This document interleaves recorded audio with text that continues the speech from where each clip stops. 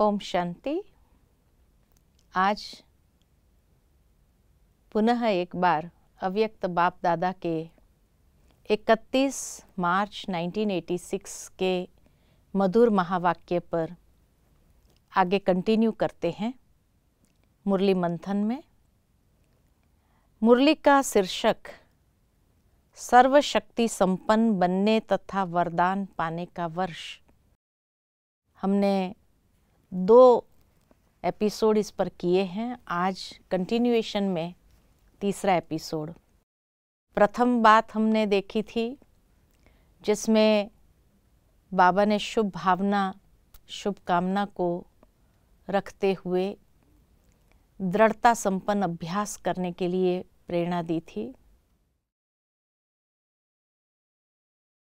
पूर्व एपिसोड में हमने और दूसरी और तीसरी बात देखी कि जिसमें बाबा ने विघ्न विनाशक कैसे बनना है और कैचिंग पावर टचिंग पावर किसको होती है उस बात को स्पष्ट किया था।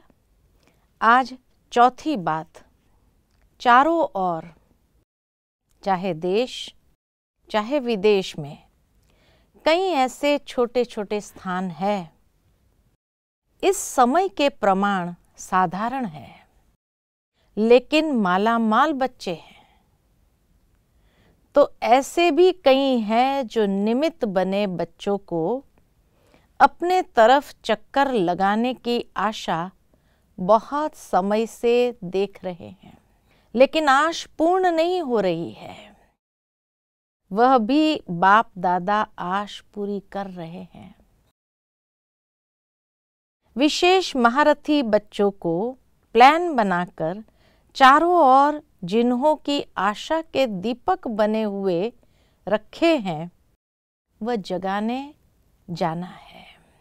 आशा के दीपक जगाने हैं, इसलिए भी बाप दादा विशेष समय दे रहे हैं। ये बाबा रहे हुए काम बता रहे सेवा के।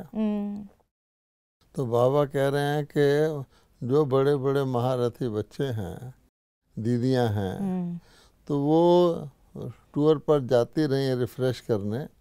भाव ये होता है कि सारे तो नहीं आ सकते ना माउंट आबू में जी। घर बार बिजनेस छोड़कर जी। टर्न बाय टर्न आते हैं, कहीं नहीं भी आ पाते हैं। तो उनकी रिफ्रेश करने के लिए वो जाते रहे।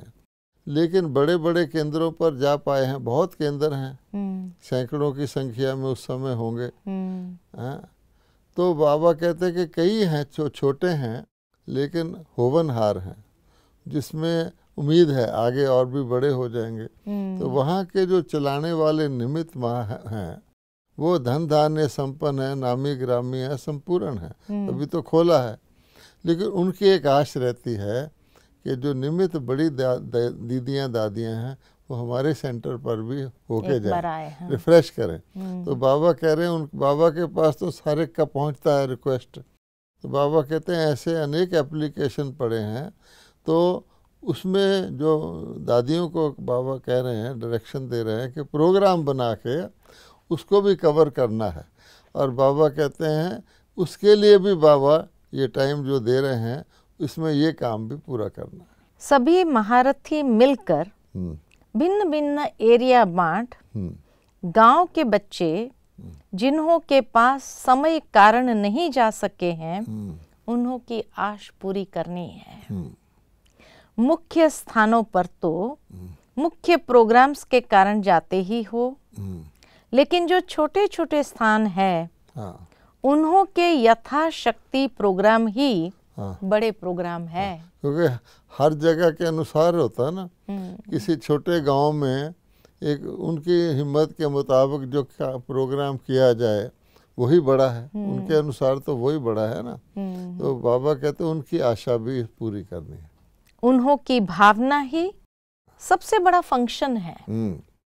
बाप दादा के पास ऐसे कई बच्चों की बहुत समय की अर्जियां फाइल में पड़ी हुई है। ये फाइल भी बाप दादा पूरी करना चाहते हैं। महारथी बच्चों को चक्रवर्ती बनने का विशेष चांस दे रहे हैं। फिर ऐसे नहीं कहना सब जगह दादी जावे, नहीं। अगर एक ही दादी सब तरफ जावे फिर तो 5 वर्ष लग जाए, और फिर 5 वर्ष बाप दादा न आवे, ये मंजूर है। बाप दादा की सीजन यहाँ हो और दादी चक्कर पर जाए, ये भी अच्छा नहीं लगेगा। इसीलिए महारथियों का प्रोग्राम बनाना, जहाँ कोई नहीं गया है वहाँ जाने का बनाना, और विशेष इस वर्ष जहाँ भी जावे तो एक दिन बाहर की सेवा, एक दिन ब्राह्मणों की तपस्या का प्रोग्राम, ये दोनों प्रोग्राम जरूर हो। सिर्फ फंक्शन में जाए, भाग दौड़ कर नहीं आना है। जितना हो सके ऐसा प्रोग्राम बनाओ जिसमें ब्राह्मणों की विशेष रिफ्रेशमेंट हो, और साथ साथ ऐसा प्रोग्राम हो जिससे वीआईपीज का भी संपर्क हो जाए, लेकिन शॉर्ट प्रोग्राम हो। पहले से ही ऐसा प्रोग्राम बनावे जिसमें ब्राह्मणों को भी विशेष उमंग उत्साह की शक्ति मिले, निर्विघ्न बनने का हिम्मत उल्लास भरे। तो चारों ओर का चक्र का प्रोग्राम बनाने के लिए भी विशेष समय दे रहे हैं। यानी अन्य को बाबा ने धारणा और सेवा की बातें बताई, तो ये जो महारथी हैं उनको भी बाबा ने बताया कि इस टाइम में आपको क्या करना है, कौन सी चीज अभी कवर नहीं हुई है उसको करना है। जी, क्योंकि समय प्रमाण सरकमस्टेंसेस भी बदल रहे हैं और बदलते रहेंगे। इसलिए फाइल को खत्म करना है, तो बाप दादा विशेष क्या देखना चाहते हैं वह फिर से रिवाइज करते हैं। अब बाबा ने 4 बात और बताई है। ये तो बाबा ने उनके टूर का प्रोग्राम बताया। हाँ जी।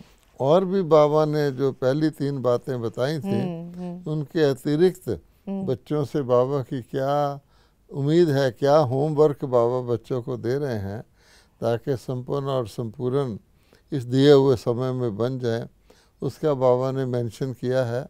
और एक एक बहुत ही इम्पोर्टेंट है।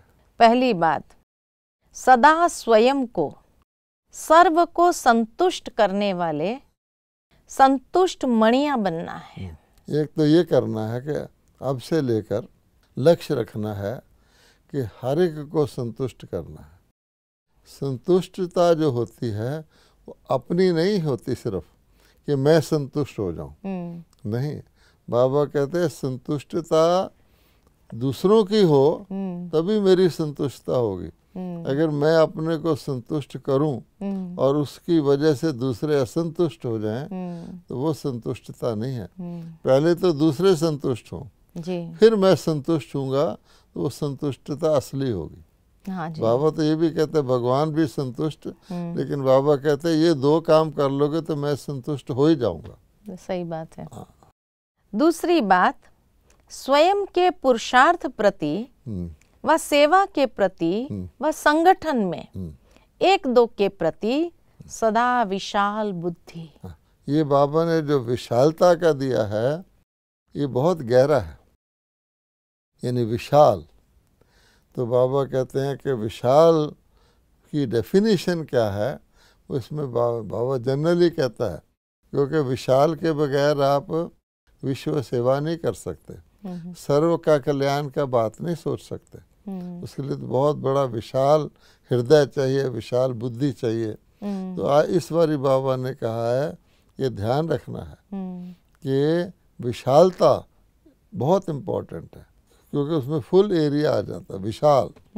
तो इसलिए बाबा ने ये इसका डेफिनेशन जो बताया नोट करने जैसा है। तो बाबा कहे हद की बुद्धि में नहीं आना है। मैं यह चाहती, मेरा यह विचार है, ये विशालता नहीं है। जहाँ मैं आ गया समझो लिमिट आ गई, लिमिट आ गई, क्योंकि मैं है ना। हाँ जी। तो मैं में बाकी अन्य दूसरे हो गए, इसलिए सर्व नहीं हो सकता। जहाँ मैं है वहाँ सर्व नहीं हो सकता। आई के बाद वी है, वी के बाद ऑल है। तो बाबा कहता विशालता तो ऑल की तरफ लक्ष्य रखती है, जी जी उसमें आई और वी आई जाता है। जी। हाँ जहाँ मेजॉरिटी वेरीफाई करते, हाँ निमित्त बने हुए वेरीफाई करते, हम्म। तो यह है विशाल बुद्धि। यानी कुछ भी मैं कर रहा हूँ, अगर बहुत सभी लोग कहते हैं ज़्यादातर कि ठीक कर रहे हो, हैं, तो तब बाबा कहता है मेजॉरिटी वेरीफाई करे, तब तो जो निमित्त हैं वो भी कहें ठीक कर रहे हो, तब तो ठीक है। अगर मैं अपनी बुद्धि से ही सोचूं कि जो मैं कर रहा हूँ वो ठीक और वही ठीक है, मेजॉरिटी चाहे कुछ और बात कर रहे हो, ये विशालता नहीं है। विशालता नहीं है। जहाँ मेजॉरिटी वहाँ मैं, यह संगठन की शक्ति बढ़ाना। इसमें यह बड़ाई नहीं दिखाओ कि मेरा विचार तो बहुत अच्छा है, बल कितना भी अच्छा हो, लेकिन जहाँ संगठन टूटता है वह अच्छा भी साधारण हो जाएगा। हाँ। संगठन की शक्ति बढ़ाने की विशालता हो, इसमें कुछ अपना विचार त्यागना भी पड़े, तो इस त्याग में ही भाग्य है। अब देखिए संग लेके चलना है, तो संग लेके चलेंगे तो सारे चलेंगे, तो एक तो अकेला ही होता है ना, तो दो भी हो जाए तो कहते हैं 11 हो गए। तो अब मैं मान लीजिए दौड़ना है, हम सब ने कहीं पहुंचना है, तो सब ने पहुंचना है, इकट्ठे पहुंचना है। तो मैं अगर सोचूं मैं तेज स्पीड वाला हूँ, मैं सबसे आगे चल पड़ूं और पहले पहुंच जाऊं, तो बाकी तो पीछे रह जाएंगे। अब मुझे वहाँ जाके वेट भी करना पड़ेगा। जैसे ब्रह्मा बाबा कहते हैं, ब्रह्मा बाबा संपन्न और संपूर्ण 1968 में हो गए। अच्छा, अब वो क्यों वेट कर रहे हैं कि बच्चे तैयार हों? अकेला थोड़ी गेट खोलूँगा, अकेला थोड़ी स्वर्ग में जाऊँगा। दुनिया में भी होता है, कहीं जाना होता है, पेरेंट्स पहले तैयार हो जाते हैं, बच्चों को ज़रा डिले होता है, पेरेंट्स वेट करते हैं। तो बाबा कहता है कि इसलिए संगठन को साथ रखना, ऐसे नहीं मैं अकेला पहुंच जाऊं बाकी पीछे रह जाए। अगर किसी बारात का एक भी व्यक्ति पीछे रह जाए तो सारी बारात रुक जाती है फिर। इसलिए बाबा कहता है कि ध्यान रखना है कि मेरे में कोई खास विशेषता हो भी कि मैं बाकियों से अलग कुछ कर सक, लेकिन संगठन जहाँ टूटे उसमें सरेंडर करना है। सही बात। नहीं तो विशेषता साधारणता रह जाएगी, आप अकेले पड़ जाएंगे। जहाँ संगठन टूटता है वह अच्छा भी साधारण हो जाएगा। संगठन की शक्ति बढ़ाने की विशालता हो, इसमें कुछ अपना विचार त्यागना भी पड़े, तो इस त्याग में ही भाग्य है। सदा स्मृति में रखो कि अगर यहाँ संगठन से अलग रहेंगे तो वहाँ विश्व की रॉयल फैमिली में भी नहीं आएंगे। हाँ, देखो बाबा ने उसका कॉन्सिक्वेंस भी बताया गया कि साधारण बात नहीं है। यहाँ अगर अलग थलग हो जाएंगे तो वहाँ भी जो रॉयल फैमिली का संगठन है परिवार का, उससे अलग थलग हो जाएंगे, अर्थात प्रजा में चले जाएंगे, तो कॉरोनेशन देखेंगे। कॉरोनेशन में के अधिकारी तो नहीं होंगे ना, देखने वाले बन जाएंगे बजाय करने वाले के। कितना फ़र्क है। तो अलग होने का फ़ायदा हुआ। वैसे भी किसी के एक सब्जेक्ट में फुल मार्क्स भी आ जाएं, अगर बाकी सब्जेक्ट्स में भी कम से कम ना आए तो फेल ही हो जाता हो। सही बात। एक में फुल आ गया, दूसरे में फेल हो गया तो फेल ही गिना जाएगा ना। सही बात। तो एग्रीगेट गिना जाता है। इसका एग्रीगेट कितना है? 100 ना भी आए, 90 आके भी एग्रीगेट ज़्यादा बन जाए तो वो ज़्यादा वैल्यूएबल है। सही बात है। तो इसीलिए बाबा कहे अभी का संगठन 21 जन्मों के समीप संबंध में लाएगा। हाँ, इसलिए संगठन की शक्ति को बढ़ाना। आज दुनिया में क्या है? आज दुनिया में यही तो है, शक्ति है, संगठन नहीं है। वो शक्ति टुकड़े टुकड़े है और वो एक शक्ति एक दूसरे के अगेंस्ट ही काम कर रही है। तो और ही ज़्यादा विरोध होने से बिल्कुल चूरा चूरा हो गया है। वो तो कह दिया भगवान कण कण में है। भगवान तो कण कण में नहीं है, पर तुमने अपनी दुनिया को टुकड़े टुकड़े कर लिया। एक परिवार के अंदर भी 6-4 लोगों की मत नहीं मिलती। सही बात। और नीचे जाओ तो व्यक्ति का अपना ही मन और बुद्धि क्लैश में रहते हैं, संघर्ष में रहते हैं। हाँ। वो कहता है करूं, वो कहता है ना कर। तो फिर तो एकता की बड़ा बल है ना संगठन का। तो बाबा कहे इसीलिए संगठन की शक्ति को बढ़ाना यह पहला ब्राह्मण जीवन का श्रेष्ठ कार्य है। हाँ, इसमें ही सफलता है। इसीलिए इसमें विशाल बुद्धि बनो, बेहद के बनो, सिर्फ अपने तरफ रजाई नहीं खींचो, दूसरे को भी दो तो वह आपको दे देगा, नहीं तो वह भी थोड़ा थोड़ा देकर फिर पूरा खींच लेगा। दुनिया के अंदर लॉ है, अगर आपने किसी का राइट लेना है तो आप उसकी स्वीकृति से ले सकते हो। अगर आप खींचने की कोशिश करोगे तो नहीं देगा, वो आपका राइट भी खींच लेगा। अब प्रैक्टिकल लाइफ में आप देखेंगे कि दुनिया के अंदर अगर आपने किसी का राइट लेना है तो आप उसकी परमिशन से ले सकते हो। मान लीजिए मैं कार चला रहा हूँ, मेरी किसी से टक्कर हो गई, ठीक है। अब उसके पास राइट है मेरे को पॉइंट आउट करने का कि तुमने मेरा नुकसान कर दिया, ठीक है। अगर मैं बाहर निकल के कहूँ तेरी गलती है, तेरी गलती है, तो मुझे छोड़ेगा नहीं, पुलिस तक ले जाएगा, कोर्ट तक भी ले जाएगा। और अगर मैं उसको कहूँ भाई गलती हो गई, जो तुम्हारा डैमेज है बताओ मैं पूरा कर देता हूँ, वो सॉफ्ट हो जाएगा, सॉरी मैं बहुत मेरी ऐसे हो गया गलती से, तो आधा तो आपका सॉफ्ट हो जाएगा। फिर वो आपको जाने भी देगा, जल्दी से सेटलमेंट भी कर लेगा, क्योंकि अधिकार उसके पास है।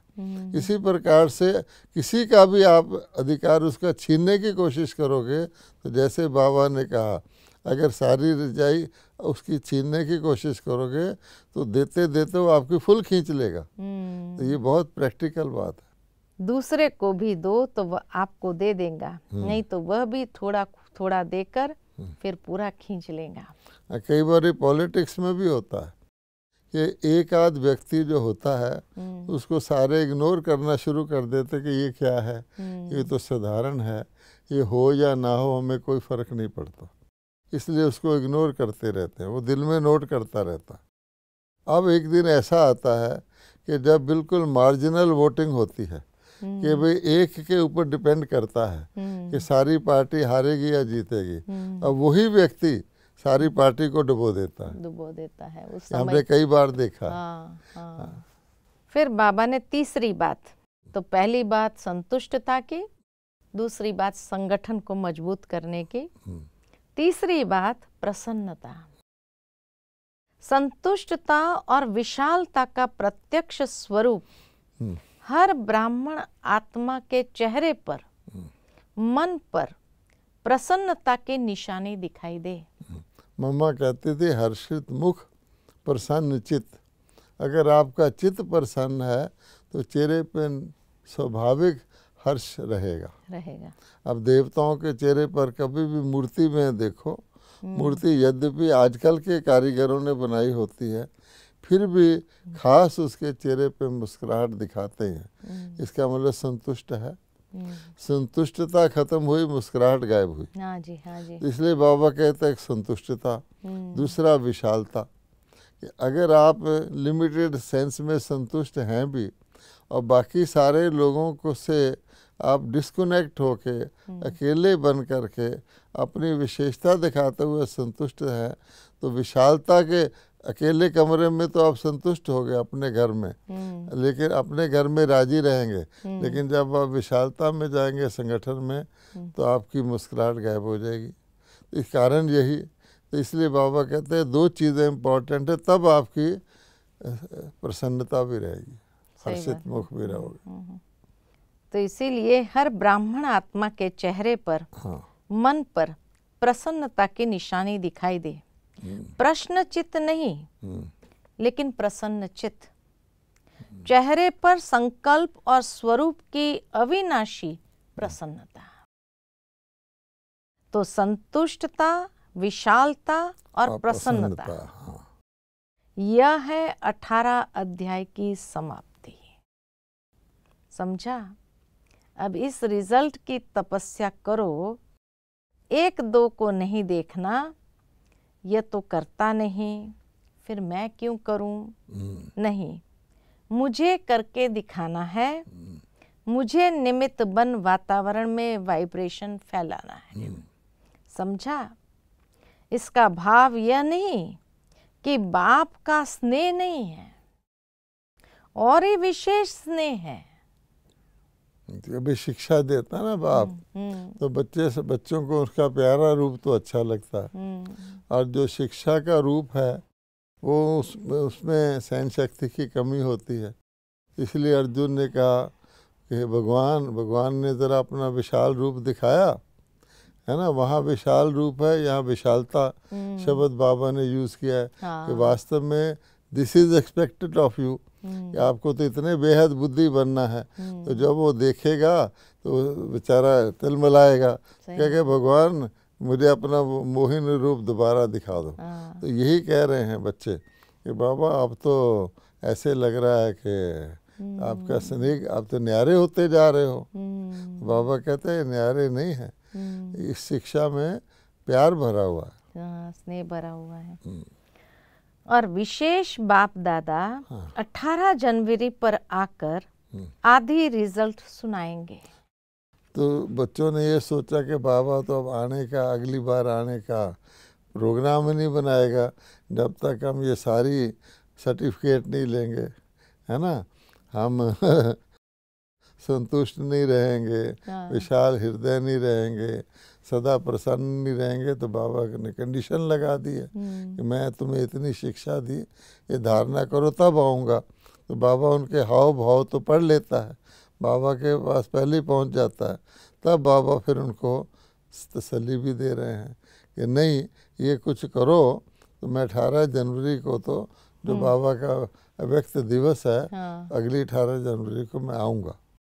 सीजन चालू नहीं होंगी, लेकिन 18 जनवरी पर मुरली चलाने आएंगे। देखो बाबा पहले ही कह रहा है 18 और 21 ये 2 डेट्स विशेष है, क्योंकि बाबा 18 को अव्यक्त हुए थे।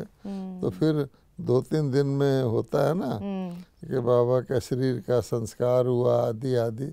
21 को फिर बाबा किसी भोग लगाया गया था, तो किसी तन में आके बाबा ने थोड़ा बोला था।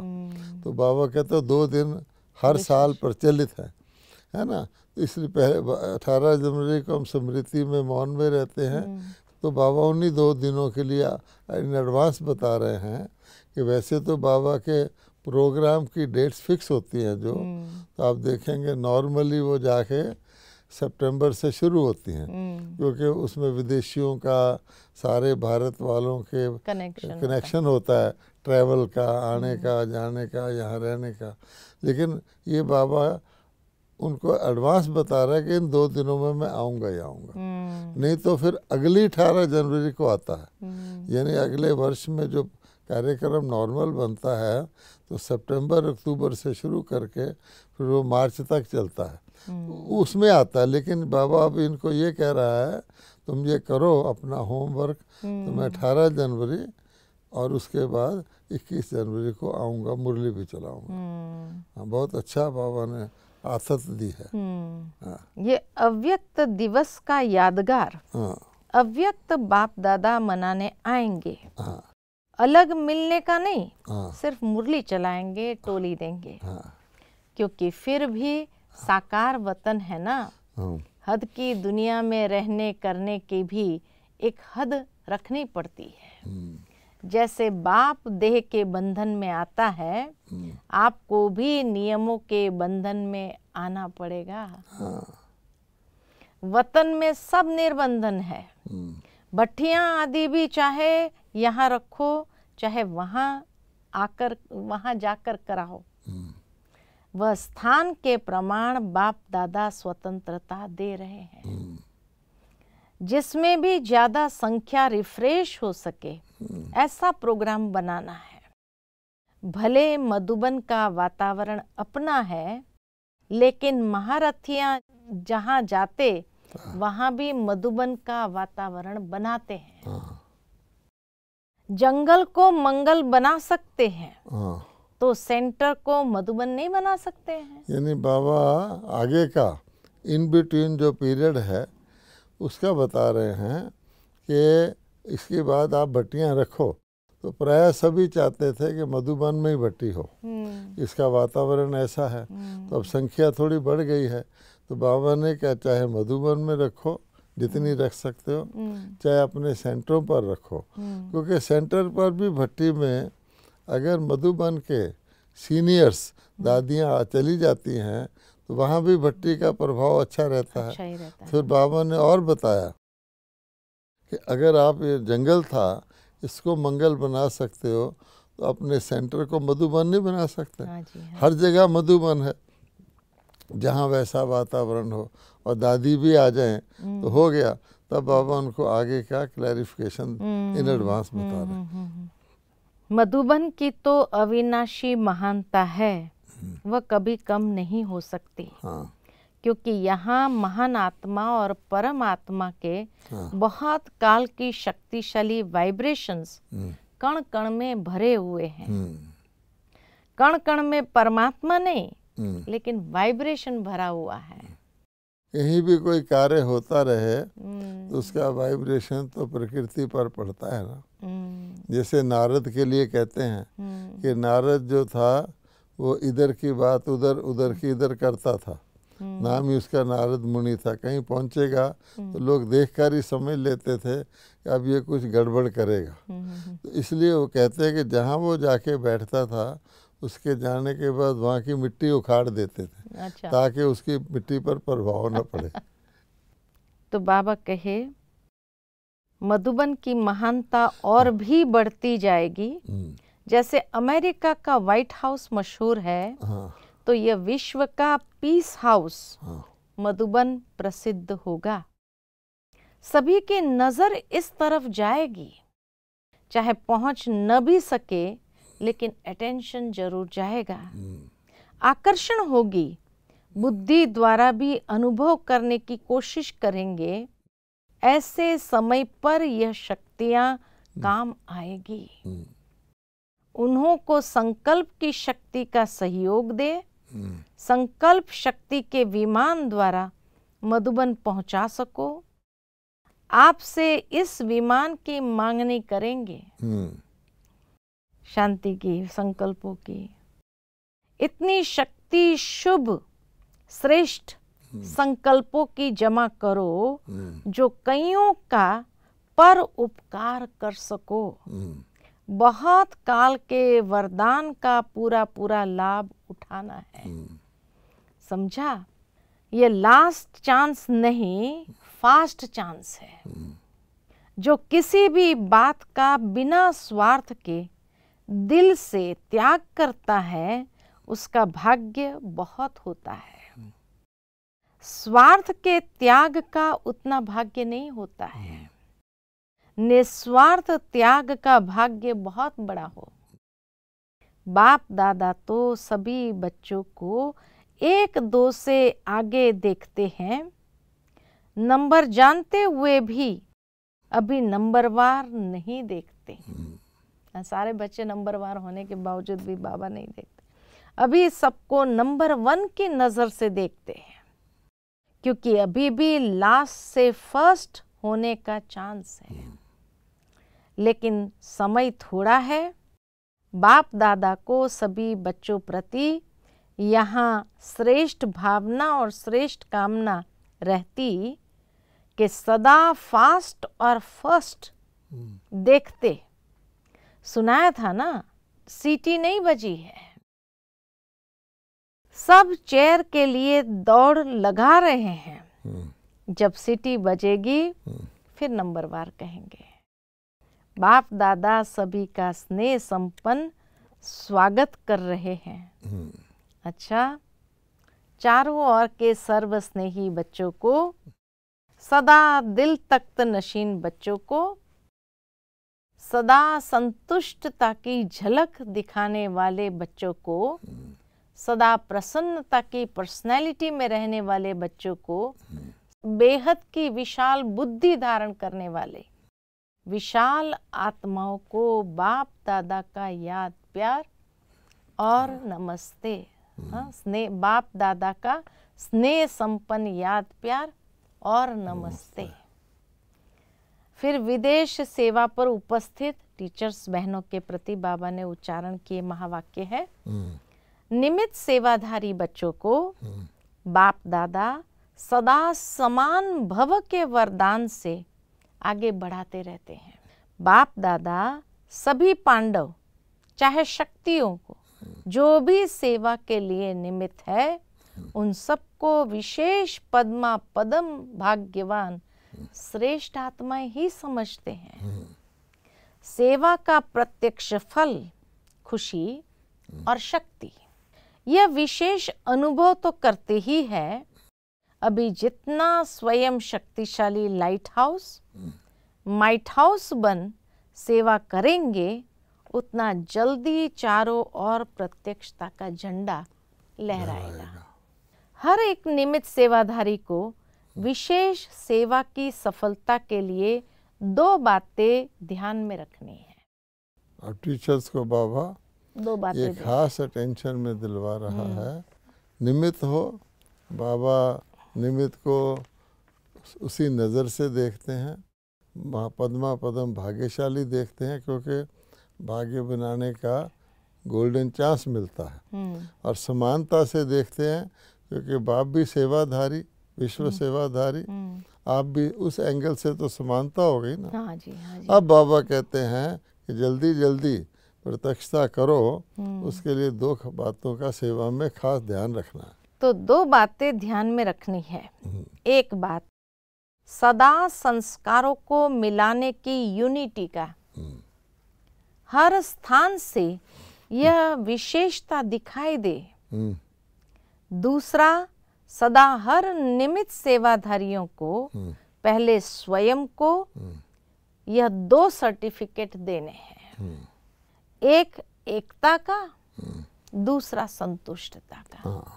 संस्कार भिन्न भिन्न होते हुए भी और होंगे भी, लेकिन संस्कारों को टकराना या किनारा करके स्वयं को सेफ रखना यह अपने ऊपर है।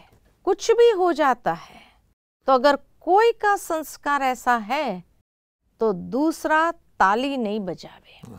यानी बाबा ने विधि बताई है एकता के लिए।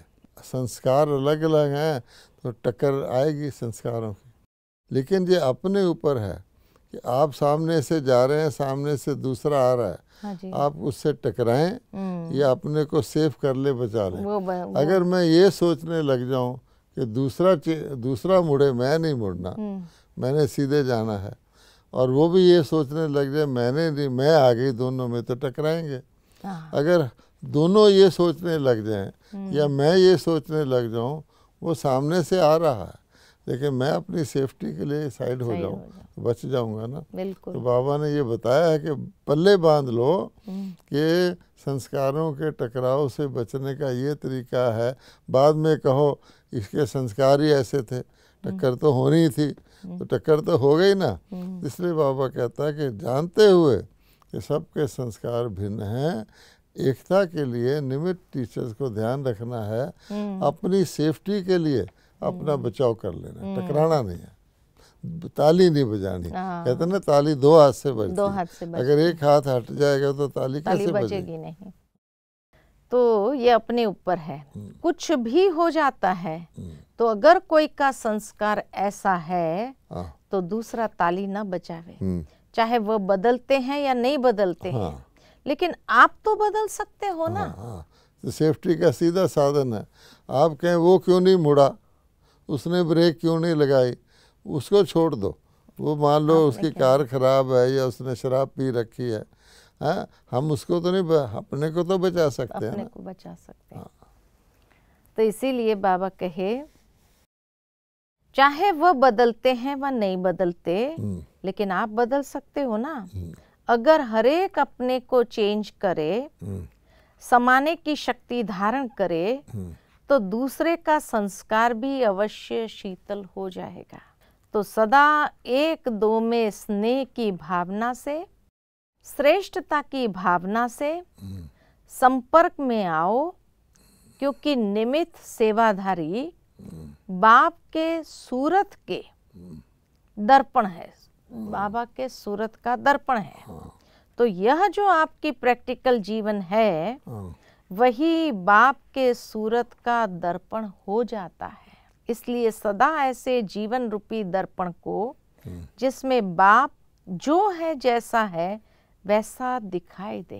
यानी बाबा ने युक्ति बताई है कि निमित्त पद्मा पदम भाग्यशाली इसलिए है कि वो बाप का दर्पण बन सकता है, बाप को प्रत्यक्ष कर सकता है। तो कैसे होगा कि जब नॉलेज का दर्पण नहीं दूसरा देखे, दूसरा उसको जब देखे तो उसको लगे ये क्या कौन है, तो दर्पण हो गया ना दूसरे के लिए। अगर उसका व्यवहार टकराव का है तो दूसरा देख रहा है तो उसको भगवान के दर्शन होंगे उसमें? नहीं। अगर एक ने चेंज कर लिया दूसरे ने नहीं, तो एक जिसने चेंज किया उसमें उसको दिखेगा दिव्यता, जिसने नहीं किया वो कहेगा ये ठीक नहीं है। पर अगर दोनों ने चेंज कर लिया तो उसको दोनों से दिखेगा ना ये कोई दिव्य स्थान है, इनका कोई पीछे कोई है। तो बाबा ये बता रहा है कि आपके व्यवहार से, प्रैक्टिकल से भगवान की प्रत्यक्षता होगी। अगर हरेक को चेंज करे, समाने की शक्ति धारण करे, दूसरे का संस्कार भी अवश्य शीतल हो जाएगा। तो सदा एक दो में स्नेह की भावना से, श्रेष्ठता की भावना से संपर्क में आओ, क्योंकि निमित्त सेवाधारी बाप के सूरत का दर्पण है। तो जो आपकी प्रैक्टिकल जीवन है वही बाप के सूरत का दर्पण हो जाता। इसलिए सदा ऐसे जीवन रूपी दर्पण हो जिसमें बाप जो है जैसा है वैसा दिखाई दे। बाकी मेहनत बहुत अच्छी करते हो, हिम्मत भी अच्छी है, सेवा की वृद्धि उमंग भी बहुत अच्छा है, इसलिए विस्तार को प्राप्त कर रहे हो। सेवा तो अच्छी है, अभी सिर्फ बाप को प्रत्यक्ष करने के लिए प्रत्यक्ष जीवन का प्रमाण सदा दिखाओ, जो सभी एक ही आवाज से बोले कि ये ज्ञान की धारणाओं में तो एक है, सभी ज्ञान की धारणाओं में तो एक है, लेकिन संस्कार मिलाने में भी नंबर 1 है। ऐसे भी नहीं कि ये इंडिया की टीचर अलग है, फॉरेन की टीचर अलग है, सभी एक है। ये तो सिर्फ सेवा के निमित्त बने हुए हैं, स्थापना में सहयोगी बने हैं और अभी भी सहयोग दे रहे हैं। इसलिए स्वतः ही सब में विशेष पाठ बजाना पड़ता है। वैसे बाप दादा व निमित्त आत्माओं के पास विदेशी व देशी में कोई अंतर नहीं है। जहाँ जिसकी सेवा की विशेषता है, फिर चाहे कोई भी हो, वहाँ उसकी विशेषता से लाभ लेना होता है। बाकी एक दो को रिगार्ड देना यह भी ब्राह्मण कुल की मर्यादा है। स्नेह लेना और रिगार्ड देना, विशेषता को महत्व दिया जाता है। स्नेह लेना और रिगार्ड देना, विशेषता को महत्व दिया जाता है, न कि व्यक्ति को। बाप दादा के लिए और ही जो पीछे पीछे आते हैं वह विशेष स्नेह के पात्र है। जैसे छोटे बच्चे होते हैं तो उनको एक्स्ट्रा प्यार दिया जाता है। आप तो छोटे नहीं हो, बड़े हो, फिर बाप दादा के पास, बाबा कहे बाप दादा के पास सेवाधारियों के लिए सदा रिगार्ड है, क्योंकि साथी है ना। अगर आप लोग सेवा के निमित्त नहीं बनते तो बाप को कौन जानता था, है ना। बाप दादा आप राइट हैंड्स के बिना स्थापना नहीं कर सकते हैं। इसलिए तो देखो दूर दूर से चुनकर राइट हैंड बना लिया। इसलिए ब्रह्मा की भुजाएं बहुत गाई हुई हैं। तो आप सब राइट हैंड्स हो ना, लेफ्ट हैंड तो नहीं। लेफ्ट हैंड वह जिसको बाप दादा कहते हैं पच्छड़ माल। सेकंड्स होता ना, दुकान में जो तो सेकंड्स का माल भी होता। राइट हैंड अर्थात सदा राइटियस कार्य करने वाले, सदा अपने राइट अधिकार के रूहानी नशे में रहने वाले, ऐसे हो ना, चाहे कुछ भी हो बाप दादा को पसंद है, बस इसी खुशी में रहो। अच्छा, बाप दादा देखते हैं छोटी छोटियां ने भी कमाल अच्छी की है, स्थिति में बड़ी हो स्थिति में छोटी नहीं हो, फिर भी त्याग तो कम नहीं किया है, त्याग की मुबारक। इसलिए बाप दादा डबल विदेशी, डबल भाग्यवान, डबल ताजधारी, सब डबल कहते हैं। तो सर्टिफिकेट भी डबल है ना। अच्छा, डबल विदेशी 108 की माला में कितने आएंगे? तो आज बाबा ने बहुत सुंदर चौथी बात जो बताई, उसमें विशेष 4 बात जो कही। पहली संतुष्ट मणि बनने की बात, दूसरी विशालता धारण करनी है, तीसरी प्रसन्नता, और चौथा बाबा का राइट हैंड बन करके, बाबा कहे साथी समान बनना है, बाप समान बनना है और राइट हैंड बन करके चलना है। तो इसी तरह से बाबा के ये मधुर महावाक्य जो हमने सुने, बहुत सुंदर गहराई वाली बातें बाबा ने स्पष्ट की कि बाप समान बनना किसको कहा जाता है। इसी पर सारी मुरली थी, और सर्व शक्तियों को कैसे अपने में जमा कर सकते हैं। अच्छा, Om Shanti. To watch Peace of Mind channel videos on YouTube, subscribe us on youtube.com/tvpeaceofmind. Just a click for a peaceful life.